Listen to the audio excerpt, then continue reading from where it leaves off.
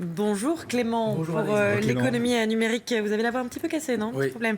le froid au mondial de l'auto. Vous faites le point en tout cas aujourd'hui sur ce qui devait être une révolution dans le transport de colis.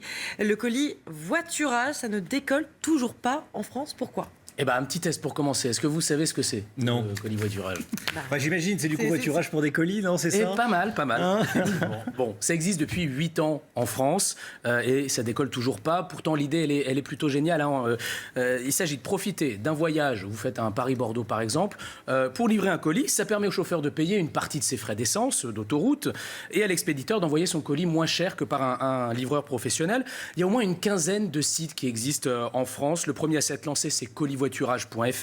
C'était donc il y a 8 ans. Il propose même de livrer des colis dans toute l'Europe. C'est une sorte de plateforme qui met en relation les automobilistes et ceux qui ont besoin de livrer des colis. On peut citer cocoli.fr ou encore youpic.fr. Alors, le problème, vous le disiez, c'est que ça ne décolle pas, hein, ça ne prend pas. Pourquoi? Alors le problème, il ne vient pas des livreurs. Il y a beaucoup d'automobilistes qui cherchent à économiser de l'argent sur leur trajet. Le problème, c'est plutôt de ceux qui ont des colis à transporter.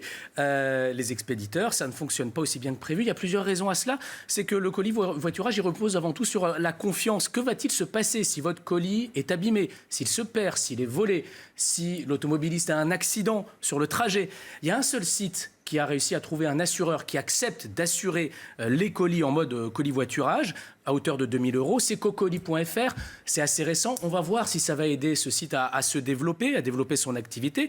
Pour les autres, eh bien, ces sites, ils se contentent souvent d'enregistrer la plaque d'immatriculation du livreur, de vérifier son identité. Ça ne va pas beaucoup plus loin. Et puis, au-delà de cette question d'assurance, il y a un autre problème qui se pose. C'est qu'aucun grand site de commerce en ligne ne propose cette option pour se faire livrer, alors que c'est une option très intéressante pour les très gros colis, pour les meubles notamment. Ça coûte vraiment beaucoup moins cher de passer par ce biais-là. Il faudrait donc réussir à nouer des partenariats avec les sites de e-commerce, car ce marché potentiel, il est énorme. En quelques mots, Clément, vous vouliez alerter, mettre en garde ceux qui possèdent un iPhone 7. Oui, surtout, méfiez-vous de cette vidéo qui circule sur Internet. C'est un conseil d'amis, un message d'alerte. C'est une vidéo qui vend du rêve, on va dire, à tous les nostalgiques de la prise jack. Vous savez, c'est cette petite prise qui permet de brancher ses écouteurs dans son appareil, dans son smartphone. Sauf qu'il n'y en a plus sur l'iPhone 7. Alors, il y a un internaute américain qui s'est amusé à poser ce petit tutoriel sur YouTube. À coup de perceuse, vous pouvez créer votre prise jack.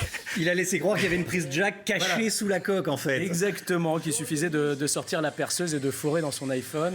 Il fait une petite démo, on a l'impression que ça fonctionne comme ça. C'était une blague. Réfléchir par soi-même, ça sert parfois. Voilà, il y a Faut certains pas être malin internautes quand qui même. ont tenté l'expérience. Depuis, ce site est inondé de messages d'insultes, je vous laisse imaginer. Voilà, puis ça coûte cher, l'iPhone 7. Ils ont perdu un smartphone à plus de 700 € quand même. Oui, plus de 700 €. Hein. Là, ils ont ouvert la fenêtre, ils ont jeté 700 € par la fenêtre. Merci du conseil, Clément Méric, tous les jours 11h50.